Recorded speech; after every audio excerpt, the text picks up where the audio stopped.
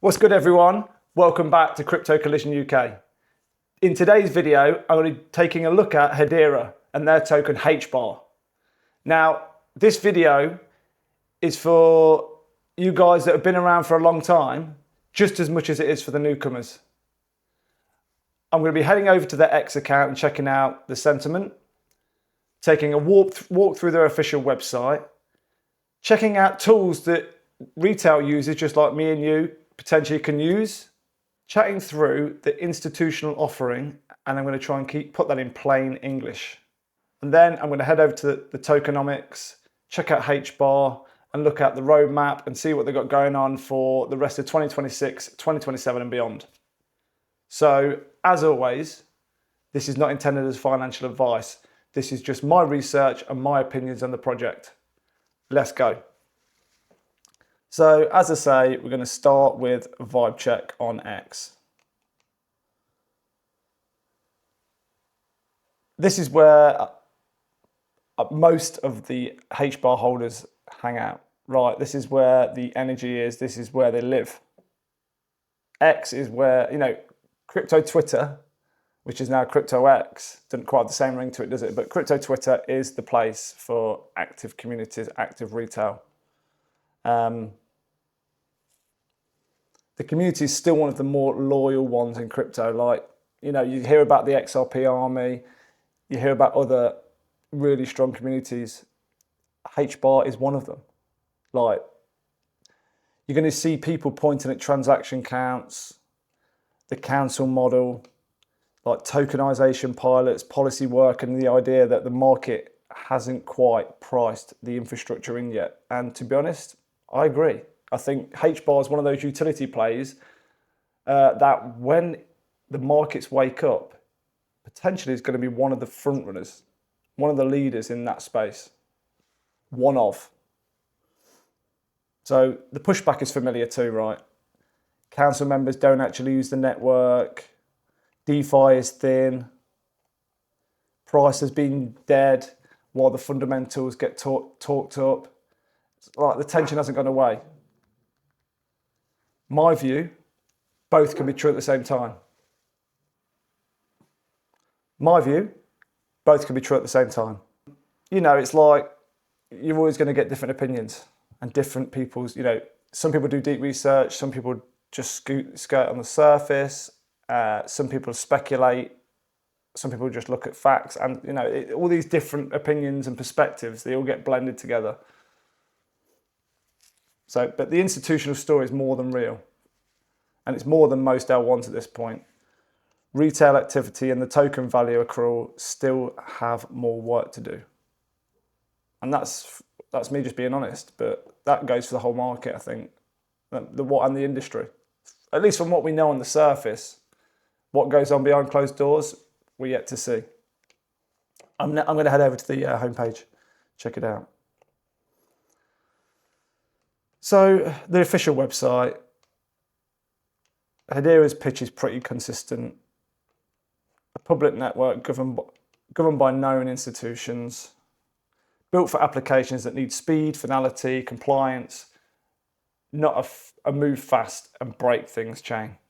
It's a proper tanker that, and as I said in the past, when an oil tanker gets momentum, it gets where it's going. It might be slow and steady, but it gets there. And it delivers the goods, right? So on here you see numbers that lean on tens of billions of transactions processed. Finality in a few seconds, low energy use per transaction, and fees that stay tiny and predictable. Like, the key technical point for anyone new, Hedera doesn't use a traditional blockchain, it uses Hashgraph. In simple terms, that means consensus is reached through a gossip protocol and the virtual voting, rather than lining transactions into a single chain of blocks. Still sounds technical, but that is simplified, believe it or not. The result is fast, fair, and ordering finality. Once it's confirmed, it's done. That's why institutions like it. No wait 30 confirmation and hope it doesn't reorg. It's done, it's done. Let's check out the council page. This is the part that still divides people in the community anyway. Hedera is governed by a council of known organisations, enterprises, institutions, universities. They run nodes and they vote at the network direction. It's not anonymous, like it's not anons making decisions, and that is the whole point. From a professional standpoint, that's the feature. If you're a bank, a payments firm, or a government adjacent project, you want to know who's operating the infrastructure. From a retail maximalist standpoint, some people call it not decentralized enough. It is a fair debate.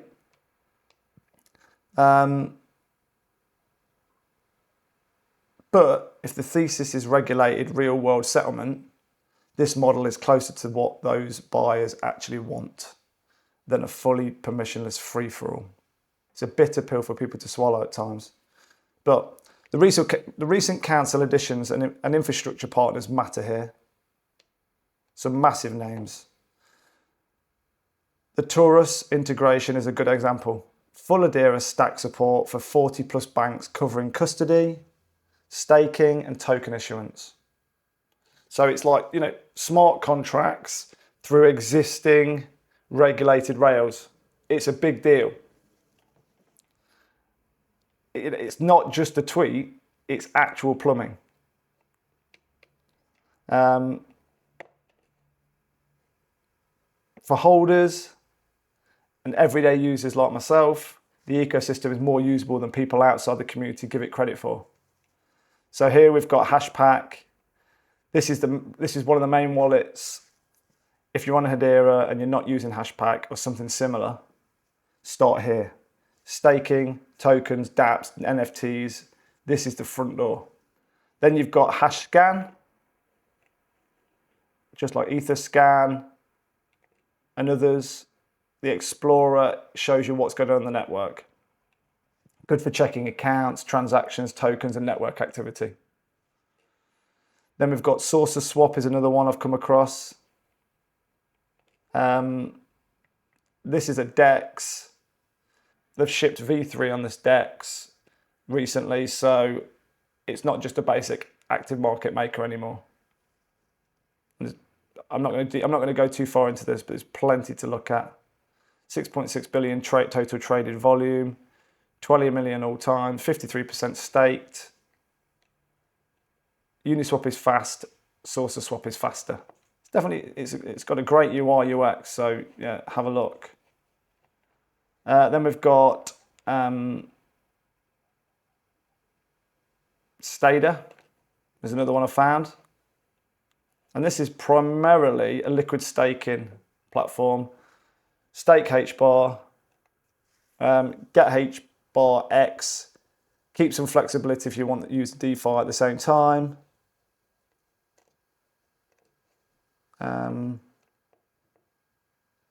Native staking itself is so simple. And I say that, take that with a pinch of salt, because if you're familiar with DeFi, it is so simple. If you're unfamiliar, it can just look a little bit scary, but the technicalities are simple. Just remember that. So the top level points are no minimums, no lockups, no slashing. You can stake straight from an account. Yields are crazy, and this isn't high APY farm chain, but the design is really clean and it works. Stake, DeFi, you can see this on this platform. The APRs are here. 14%, 12%. You need to do your research and check them out before you sort of get involved with any of this stuff, but there's some good APYs there. Let's check out the blog. So Hedera have their own blog. Again, it just shows their activity across the industry. And this is where I think the bullish case is strongest for the long-term holders. Hedera's token service lets institutions issue native tokens without having to bolt everything onto messy smart contracts and workarounds. Fees are predictable, finality is fast, and the governance is identifiable. That's why you keep seeing names around tokenized securities. Collateral pilots, stablecoin works, and now more complete bank infrastructure. RCAX, streaming cash. So RCAX streaming cash flows on tokenized securities. USDT Zero bringing omni-chain dollar liquidity. Assetto trying to compress the time it takes institutions to launch compliant tokenizations. Policy work in the UK. The legal context protocol angle with names like Google, IBM and Circle is also really interesting. And look into these things more, because if you're like me into utility plays and looking for longer term investments, as I've said before, HBAR should be on your radar.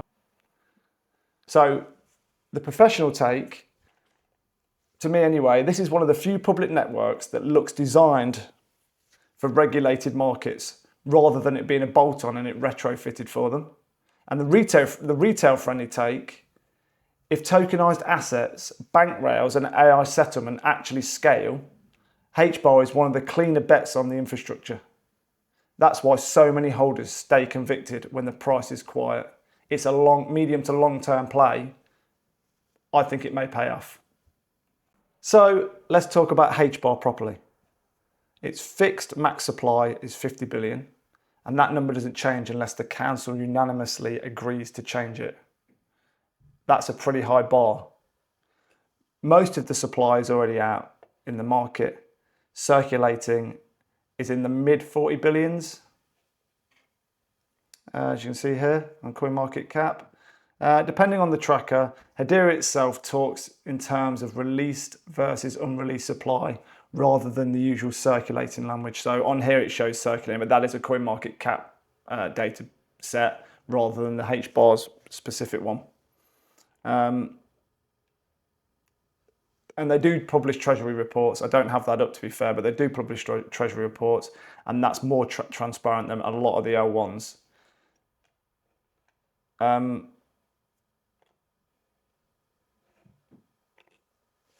So token unlocks.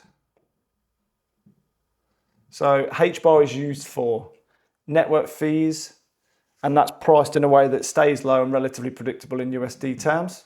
Staking and securing the network, and access to network services. Fees themselves are tiny, and that's great for users and enterprises. And the honest flip side, which holders should think about, in my opinion, is that tiny fees mean you'll need a lot of real-world activity before the fee burn or demand becomes a major price driver. Now that sounds like a negative, but I suspect that's put in place because Hedera are expecting big usage. Yeah, I mean that's it, isn't it? For me, usage has to be large scale, not just something active on crypto Twitter. Staking participation is meaningful. It's not just a high yielding crypto, and that's fine. This network, in my opinion, was never meant to bribe liquidity with double-digit emissions. It's built for institutional use in a regulated landscape. Now I'm going to head over to the roadmap. The roadmap is more of a living product board than a flashy Q3 moon mission page. Here you can see you can drop down. And things worth knowing as a holder of HBAR. Continued work on the block nodes, state proofs, and the foundations for things like HashSphere, HashSphere, better scheduling and institutional transaction features, EVM compatibility and developer tooling, so Solidity teams can actually ship without friction, privacy, permissioned options alongside the public network, tokenization and interoperability remaining front and center. HashSphere is the private permission version of the tech. That's aimed at enterprises, right, that want Hedera grade performance without putting everything on the public ledger. Because everything being public is not a viable option for all institutions. Privacy is key at the right times. Hybrid public-private is a serious institutional pitch. So where do I land on this?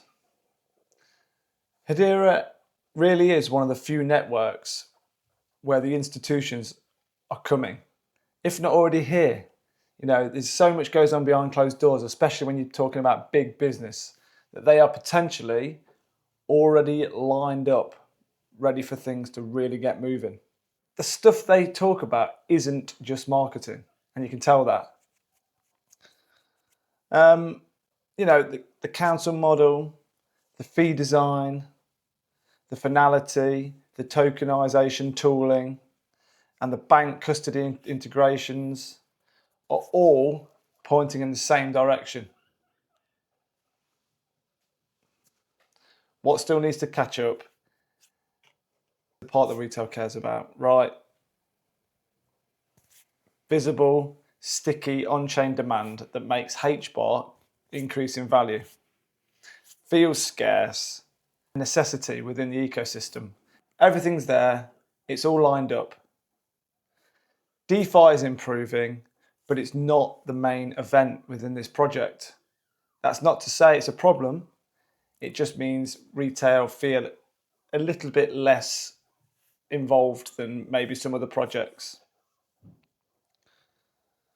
The main event is whether the regulated settlement, real world assets, and agentic commerce actually settle here at scale. Are they going to pick HBAR, use HBAR, and drive mass utility? That is yet to be seen. I've got a good feeling about this project. I have from day dot. So if you're already a HBAR holder, the thesis hasn't died. If anything, it's growing with the rest of the industry. I say this across the board, like fundamentals have never been stronger. People don't seem to see this, but the industry is growing at a phenomenal pace. The only thing that isn't are the secondary markets, the price.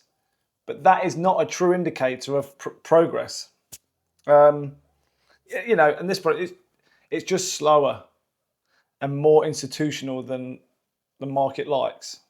And that's fine, mid to long term.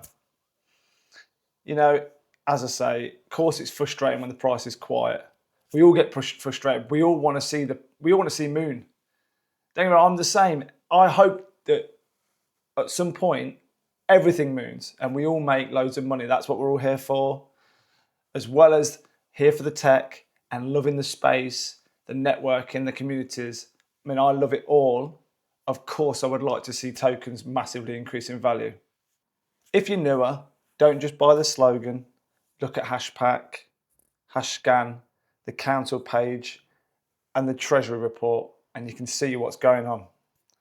You know, then decide the model that matches what you want to hold.